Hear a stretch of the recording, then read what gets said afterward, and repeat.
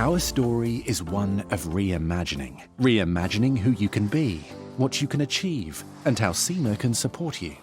As technology and digital platforms disrupt businesses, we are reimagining what the profession can be. We've updated our syllabus to meet the expectation of employers, ensuring SEMA-qualified professionals have the skills to make an impact from day one. Reimagine your career. Contact SEMA Sri Lanka. Welcome to LMDtv. Continuing with our focus on the 2021 budget, Anushan Selvarajah Speaks with the country head of Fitch Ratings, Maninda Wickramasinghe. Welcome to the show, Maninda. Good to have you with us. Thank you for asking me over. How do rating agencies view budget 2021? There was a view in terms of when Moody's announced a 2-notch downgrade, that it was being preemptive.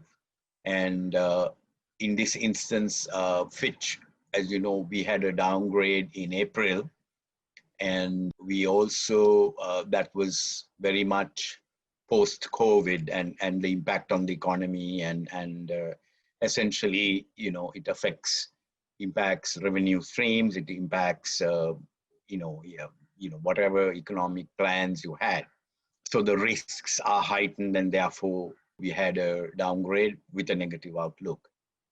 So 2021, I think with a new government in place, a new president in place, to be fair, I think Fitch wanted to see what the budget would be saying. And as you know, a rating is not about present, it's about the future. So the horizon is 3 years from now. And essentially we are looking ahead. So looking ahead, I think they wanted to see what the budget holds. So post-budget review, as you know now, Fitch again has downgraded Sri Lanka to a CCC. So what it also means is that in the shorter to medium term, Fitch still thinks that there is a heightened risk. And very clearly, they have said it is in the debt dynamics area. While there are certainly some good positives in the budget for investments and incentives for new businesses, particularly small and medium area. A key element here is about how are we planning to pay our debt, particularly external debt, where it's more critical. As you know, when the ratings are lower, it becomes even more difficult. Access to sovereign bond markets are difficult. The prices at which these bonds trade are so wide that it's difficult to go to an international sovereign bond market at this time. In this backdrop, these are the kind of concerns a rating agency would have. Now you mentioned the CCC rating, which was given. Now there's been a lot of pushback from the government against this rating, saying that it doesn't take into account a whole number of factors. What is your take on this? Yes. To be also fair, this rating has been coming down from 2016 onwards. It's 4 consecutive rating downgrades. So it means you have to understand there is a trend, and we are not addressing that. I mean, sure, governments have their own reasons, they have their own plans.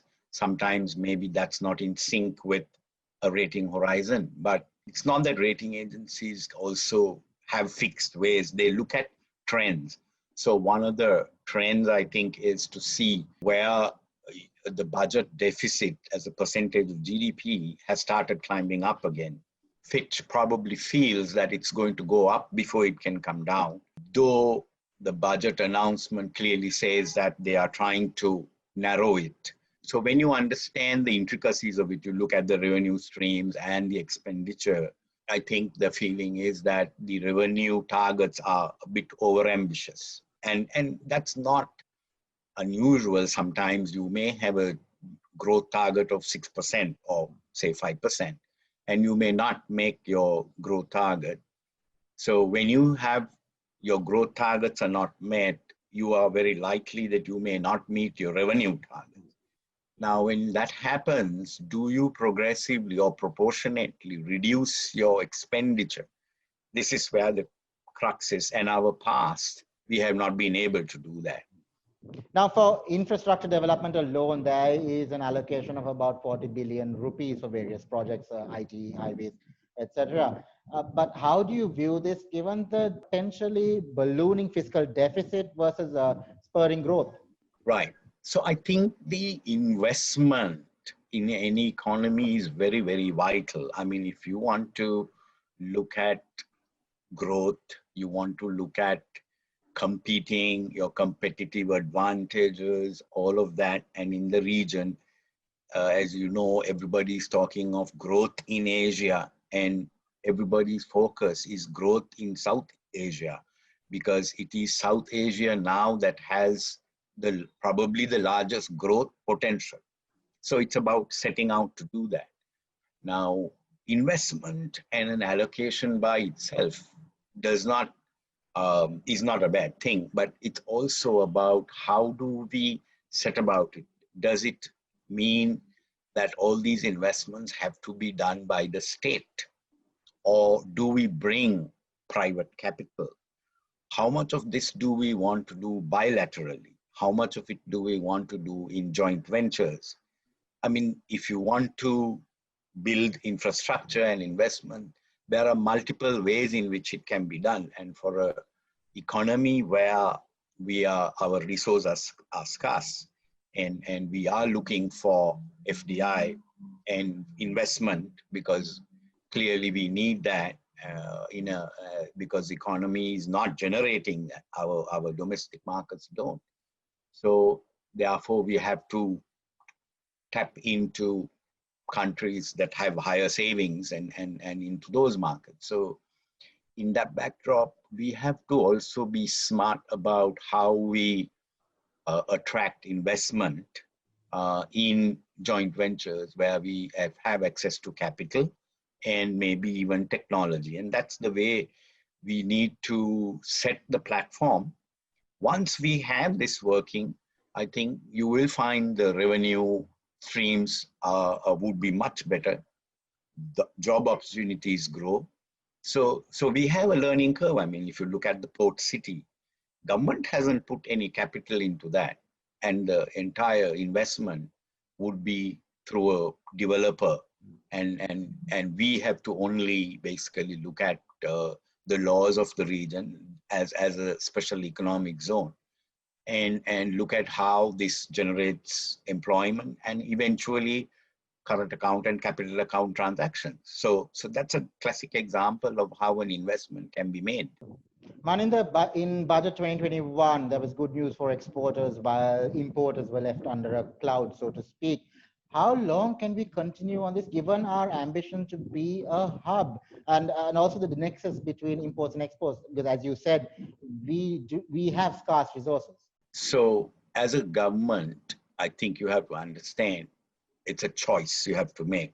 So just to satisfy trade facilitation or in that sense, and you have commitments, as if you make bilateral commitments or sovereign bond commitments, they have to be met. Our track record is immaculate in that sense. We have never defaulted. So if you were to maintain that, you have to start thinking ahead, and very rightly they put an import restriction. Now there's nothing wrong in that, but you have to also look at what Sri Lanka as an economy needs to achieve a balance.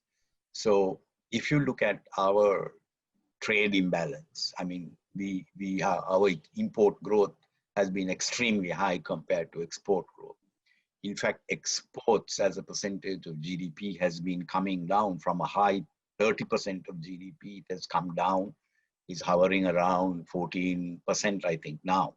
That itself is an indicator that we will soon be not able to meet our external obligation in that sense. So that's why I think successive governments have now had a lot of focus on export, that we need to look at value add and not just simply look at import.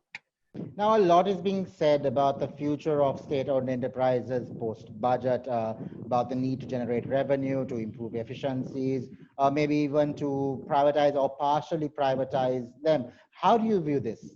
So SOE reforms, I would think, is twofold. Step number one is to look at wherever possible to look at whether we can list some of these SOEs. I mean, very good example is look at companies like People's Leasing.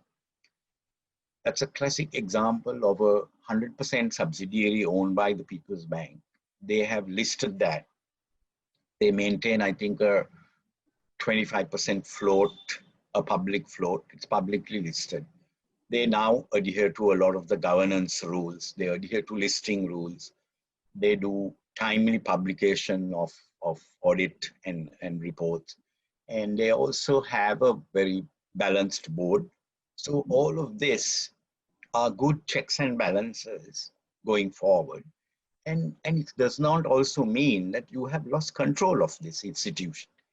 In the period of 2010-2015, there were actually proposals of about, I think, 10 SOE, state-owned enterprise, where they were actually listed for a listing, a public listing, and where the public were going to be offered shares.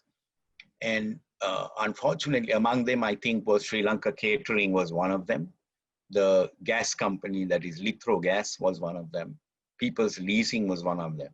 And I think we went through with People's Leasing with a little bit of difficulty, but all the others were shelved. So we never really completed what we originally set out to do. And had we done it then, one is that it would have probably made the capital market far more buoyant and maybe added some value to the market.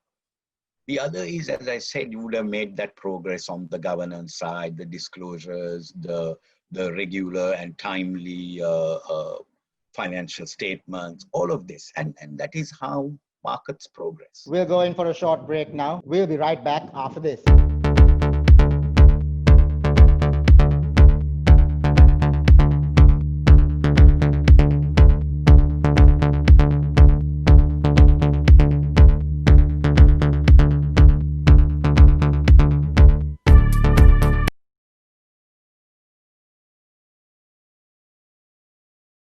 Welcome back to the show as we continue our discussion on Budget 2021 with the country head of Fitch Ratings, Maninda Wickramasinghe.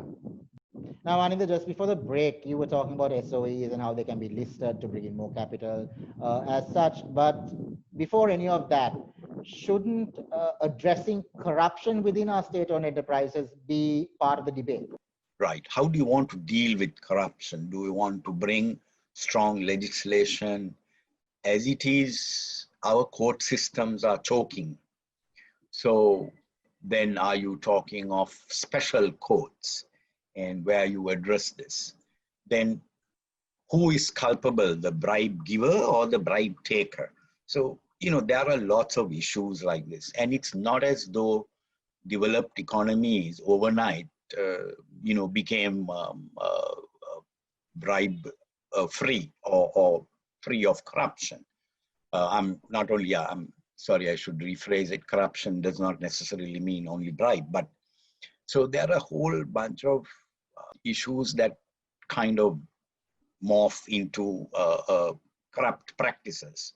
If we want to get law and order into place first, we might be really missing a massive opportunity of again, saying that, okay, let's get our bribery and corruption in place, the legislation in place as a mechanism and address this. And then let's go and look for investments and grow this business.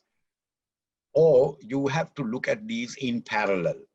So while you are trying to develop your economy, diversify it, grow it, then you bring in the necessary legislation, the checks and balances that are required to bring anti-corruption practices. One of the first things that one can do before you do even legislation, is actually have what you call disclosure base. That means what I was talking about. Part of this mechanism can be through a listing, because you have disclosure, you have financial statements, you have an audit process. So this kind of open disclosure, and then by that I also mean you will have governance in a board, you will have shareholder representation on board, you will have independent directors, and you will have oversight. You have committees, audit committees, you have remuneration committees. I mean, that's how private companies or public listed companies operate. So these are good practices. And sometimes they do address some of the corruption that we are talking of. So disclosure base is very good to start with. The central bank on the 26th of November announced that policy rates would remain unchanged, while at the same time encouraging banks to drive rates down, even as the private sector credit growth was trending downwards. What is your take on this? So that I would say is more wishful thinking. So the real question is right now is demand for credit is low. There is a liquidity build-up. So therefore, there are no issues in the banking system. Banking system has other issues like non-performing loans. They have debt moratoriums. You have a tourism sector that's underperforming or not performing, and what do you do with these loans? So of course, government has stepped in to help them, and that may continue into next year as well. So those are out of choices, right? We have to make them. Expectation for next year is growth. So the clear thing is that when Sri Lanka's economy starts growing, the real challenge is how do we manage interest rates and exchange rates. So exchange rate is a function of, you address trade imbalances, and that will have an impact on exchange rate. So are we in a position to really talk of narrowing a trade gap between imports and exports? This is one question. Next is, when we talk of FDI, and even if you do, you have announcements to say you have signed up, say, even $1 billion, $2 billion in FDI, all of those $2 billion don't come flowing into the country in one go, not even within a year sometime. So you have, these are dollar inflows, and they do take time to kick into the economy. And through these cycles, you have to also manage exchange pressures and interest rate pressures. So typically as demand increases, if your supply side is not in sync, you will have inflationary pressures. So if you have that mounting, you cannot possibly leave interest rates dormant. So if you look at things like, say, currency board, typically that's how you try to manage an exchange rate, like saying, okay, I keep it within a corridor. But you can't do both. So there is a balancing mechanism of how do you can keep a peg, you can keep it within a corridor, but there is one of these that have to move, and that would be then interest rates. So you have to manage, and typically if you move interest rates up and down, it affects everybody in the economy.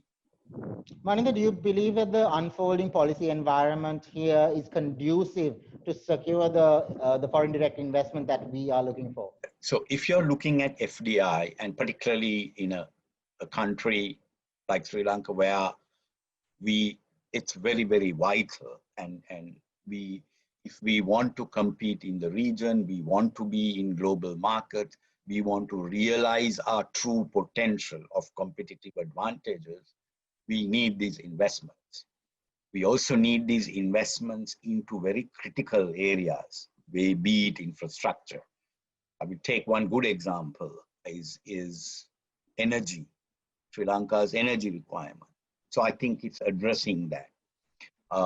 And there are reforms in this area that we have to do as a policy, but I think that's very critical for any economy that has to grow, be it your growth in your industry, whether it's a growth in infrastructure, whether you're trying to grow, even if it's tourism, all of these as growth areas, energy is a basic requirement. So we need to understand that we also need to attract FDI into critical areas where the investments are large, because, for example, our private sector does not have that kind of large capacity. So we need to recognize that, and we need to bring those large investments into those critical areas where government can then get into PPPs.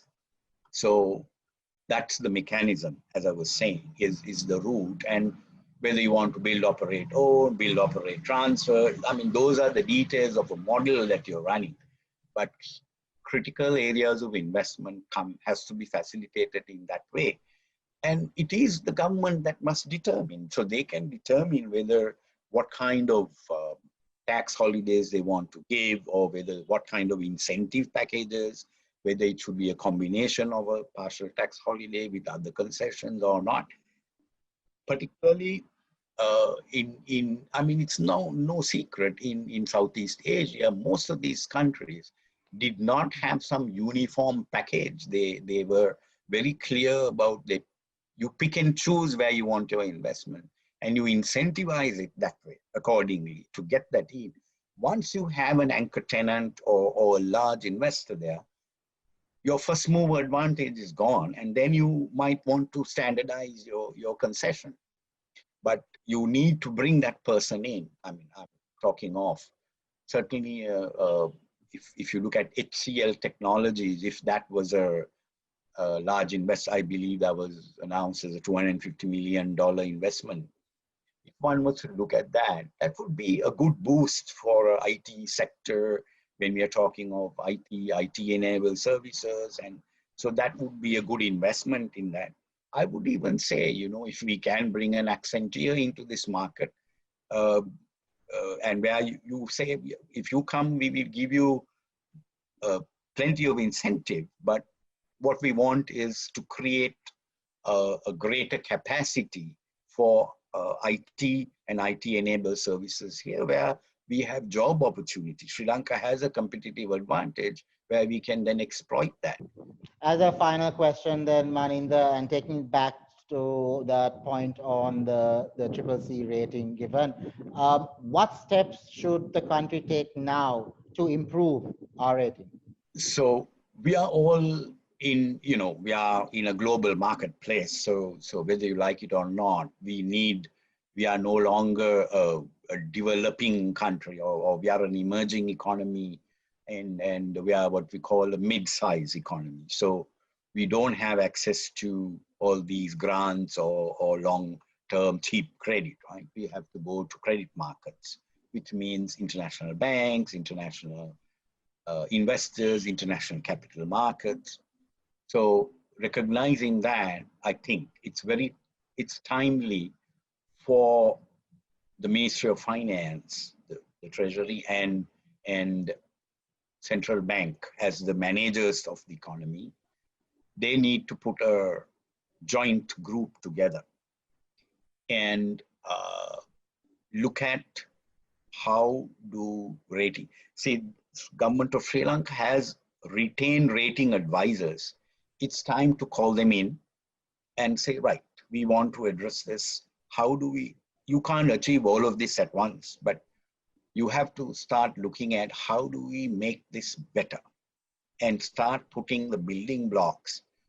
So Sri Lanka is a dichotomy in this sense that we score very high in human development indexes or indices, but we have simple things like macro issues that we are way ahead of peers. So we need to address this. So, but now it's time to look at resourcing all over again and take a more bold view of what needs to be done. And then it means also some of these agencies need to work together and plan when you do planning, right? Budgets are a plan.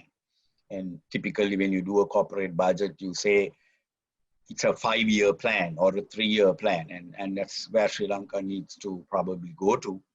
Well, that was certainly enlightening. Thank you very much for joining us on the show, Maninda. It was a great pleasure. Thank you for having me. And After a short break, Ashwini Vethakan will take you through the latest LMD Nielsen Business Confidence Index. Stay tuned.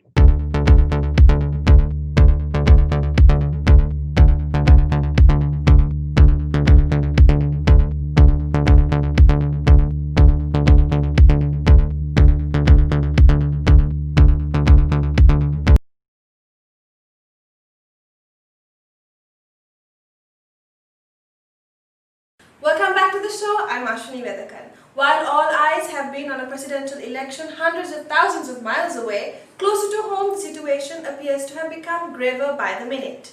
A new set of coronavirus clusters has taken a heavy toll on Sri Lanka, both in terms of patients and fatalities, and the fallout from the economic standpoint. This is reflected in the latest LMD Nielsen Business Confidence Index survey, with the sentiment taking a turn for the worse. The BCI has plummeted by 24 basis points, a 4-month low to 91 in November from 115 in the previous month, which places the index below its 12-month and all-time averages of 123 and 127 respectively. Nielsen's Director of Consumer Insights, Terika Denia, elaborates, as predicted, the positive traction that the country was beginning to experience after the initial curfew has begun to alter course. The second wave of COVID-19, far deadlier and more intense than the first wave, is taking its toll on both businesses and the general public. The nation, which was on a path to recovery, has been caught unawares, and the question remains as to whether we were prepared for what was to come. The country, now bursting at the seams of COVID-19 patients, an escalating death rate, and those in quarantine, is struggling to keep up and keep count. Through fear, businesses and people have gone into self-imposed quarantine, she adds. Superseding all other concerns, the most pressing issue for the businesses in Sri Lanka today continues to be the impact of the coronavirus. The value of the rupee, high taxes, inflation, interest rates, and political interference are highlighted as secondary concerns. Given the recent trend observed in the BCI, the immediate future does not seem promising, added to which the jury is still out on Budget 2021. Positive perceptions about the economy improving over the next 12 months have dipped further to 23% of corporate executives from 34% in the previous month in November.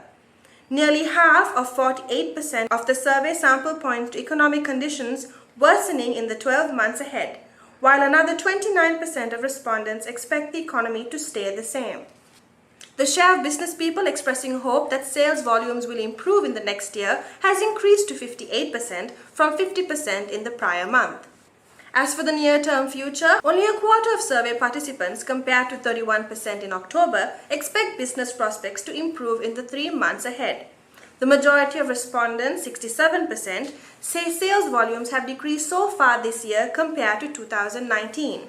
When it comes to the investment climate, a mere 12%, down from 21% in the preceding month, of those consulted describe conditions as being good or better. Slightly over 2 in 10 respondents believe that the investment climate is fair, whereas 67% versus 35% in October state that this is not a good time to invest in the country. On a positive note, 15%, up from the 7% in the previous month of business people surveyed, reveal plans to expand their workforce in the coming 6 months. But the majority, 73%, view is of maintaining the employee count in the 6 months ahead, even if another 12% of respondents have plans to resort to staff cuts during this period. That's all we have for you this week. Don't forget to subscribe to our YouTube channel and follow us on Facebook and Twitter. Thank you for watching and stay safe.